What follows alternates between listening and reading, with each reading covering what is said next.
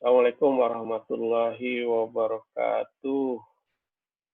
Selamat sore, sampai ketemu lagi dengan saya di dalam uh, kuliah manajemen pemasaran retail.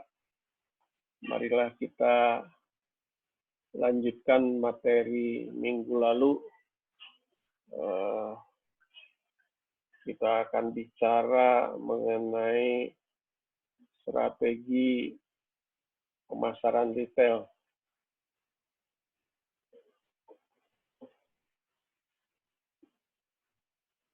Saya ulangi bahwa kita pada kesempatan ini akan kita bahas mengenai strategi pemasaran retail.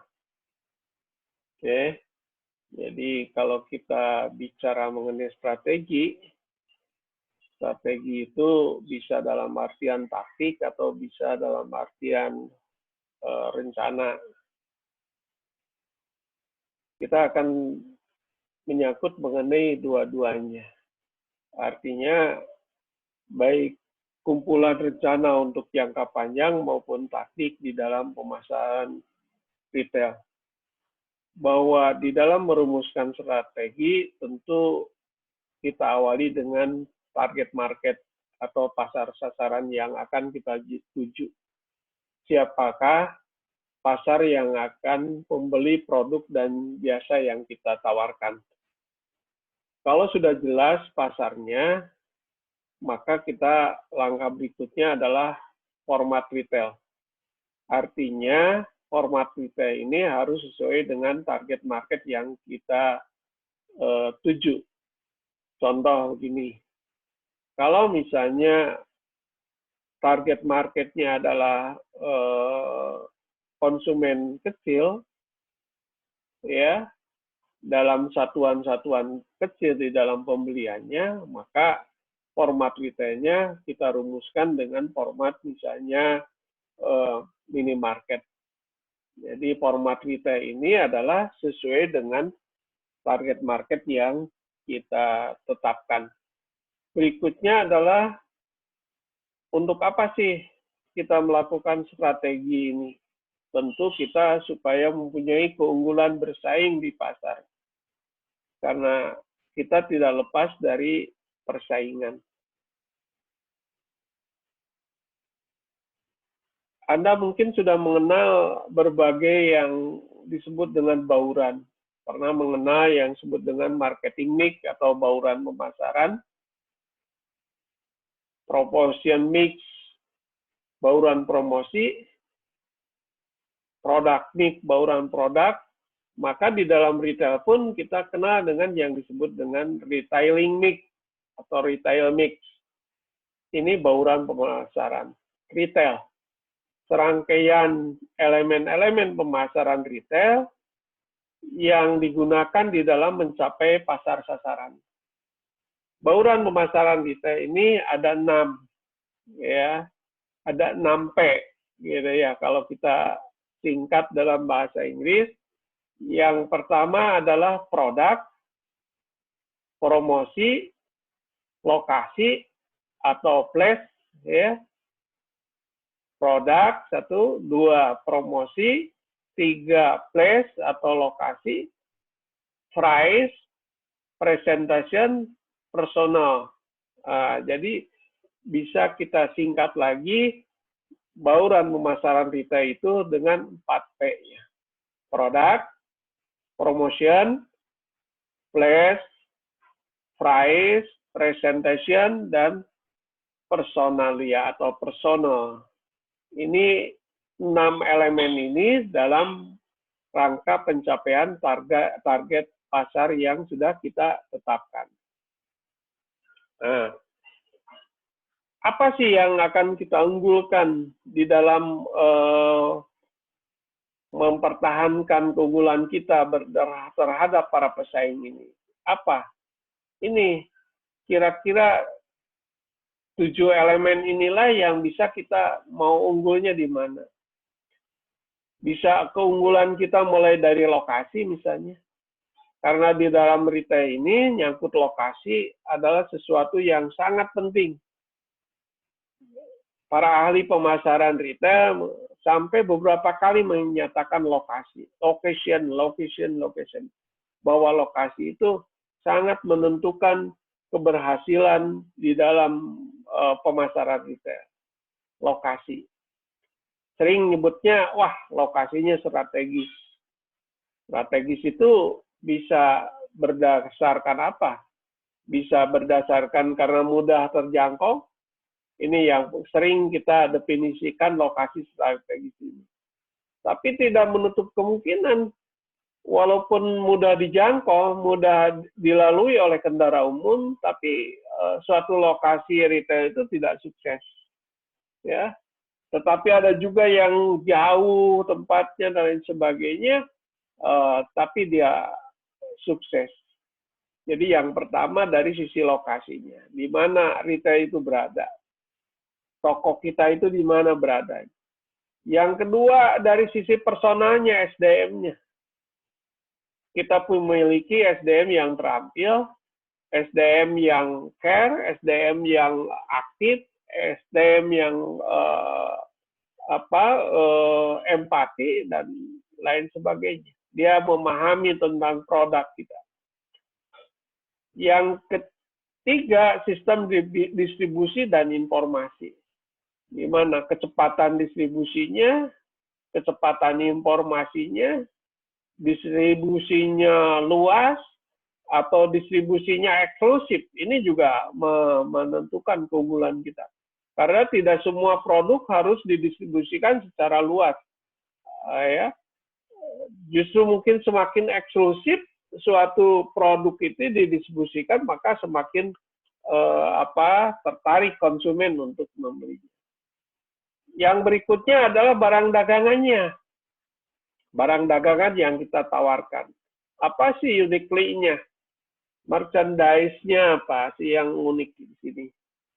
Oke, jadi keunggulan dalam barang yang kita tawarkan. Kualitasnya, mungkin bisa jadi karena kuantitasnya di sini selalu kita tersedia dalam jumlah yang banyak. Itu juga bisa jadi pertimbangan keunggulan kita. Hubungan pedagang, jadi relationship-nya bagaimana membina kita dengan pelanggan, bagaimana customer relationship-nya, bagaimana hubungan dengan kompetitornya, ini juga bisa kita. Berikutnya adalah layanan konsumen, ini customer care, ya customer care.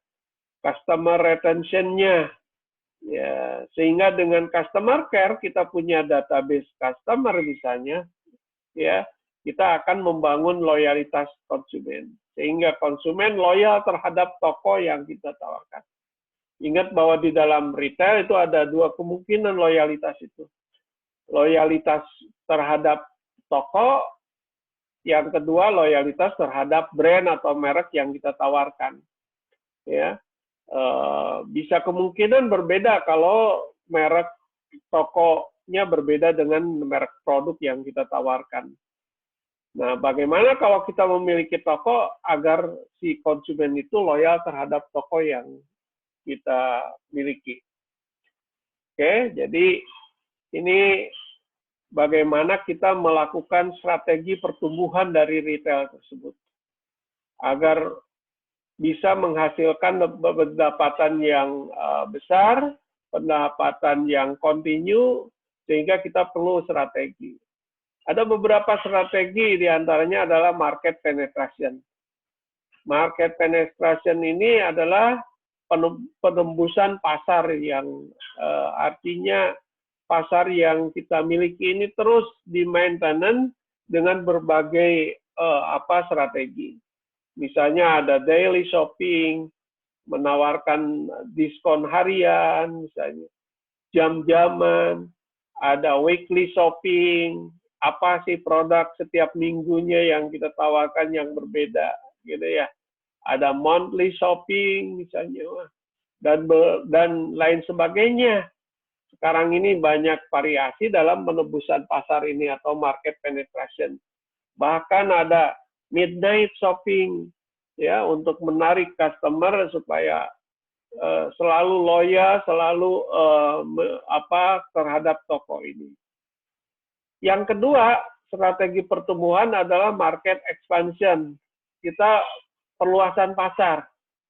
Ya, perluasan pasar ini bisa membuka cabang baru, toko baru, atau bisa juga kita terus merekrut atau meng-hire pelanggan kita yang tadinya bukan pelanggan kita menjadi pelanggan kita.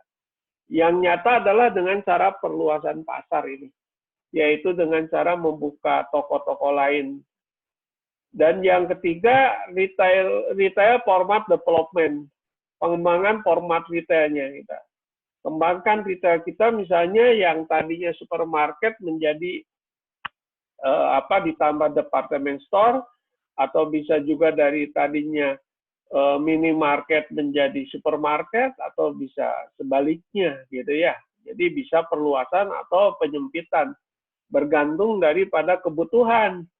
Ya, tidak selamanya ya kita melakukan perluasan expansion, tapi bisa juga format retail itu dari yang luas menjadi sempit. Karena misalnya ya pasar yang cukup potensialnya adalah lebih sedikit.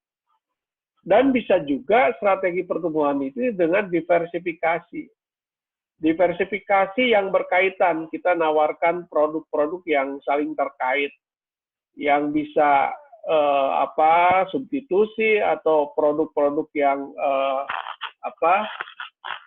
komplementer misalnya, ya, seperti menawarkan kopi, juga menawarkan gulanya, gitu ya, bisa diversifikasi. Diversifikasi yang berkaitan, serangkaian yang berkaitan antara konsumsi. Misalnya kalau rumah makan kita nawarkan makanan dan juga kita menawarkan minuman. Atau mungkin diversifikasi yang tidak berkaitan gitu ya, tidak berkaitan antara satu produk dengan produk yang lain. Misalnya kita menawarkan toiletries gitu ya, tapi juga kita menawarkan kompor gas atau sebagainya. Nah, bisa juga diversifikasi secara vertikal. Secara vertikal itu mulai dari produksi misalnya, produksi, distribusi ya, sampai pada kesiapan untuk dikonsumsi produk tersebut. Ini secara vertikal. Ya. Ini strategi. Nah, masih strategi keunggulan bersaing. Jadi strategi keunggulan bersaing itu tadi bagaimana kita menjadi perusahaan yang unggul baik di tingkat lokal maupun di tingkat global, ya. Misalnya bagaimana kesempatan tumbuh global, ya. Misalnya yang dilakukan oleh Walmart, Carrefour, Giant, dan lain sebagainya. Jadi dia menembus batas-batas suatu negara. Ini adalah pertumbuhan global.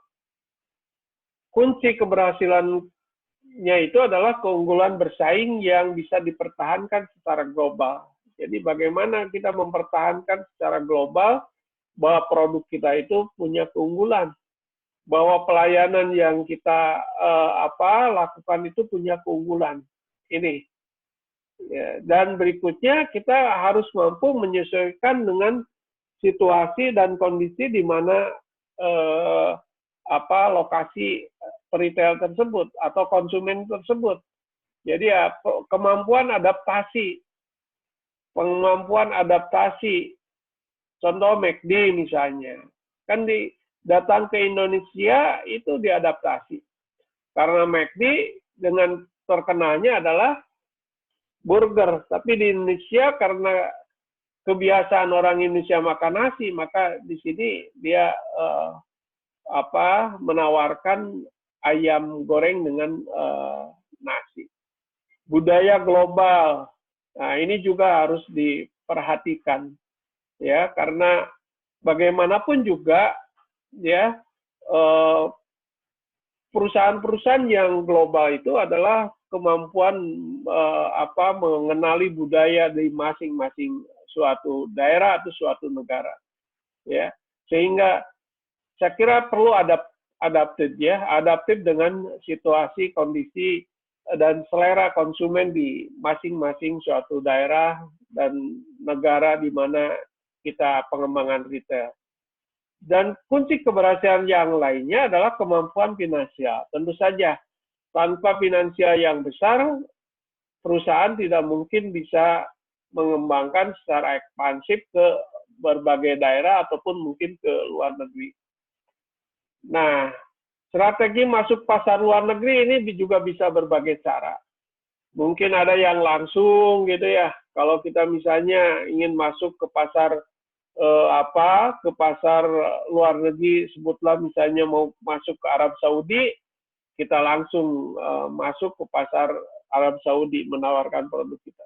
Tapi bisa juga strategi masuk pasar luar negeri ini melalui pihak ketiga, ya, pihak ketiga, misalnya melalui negara Singapura, ya.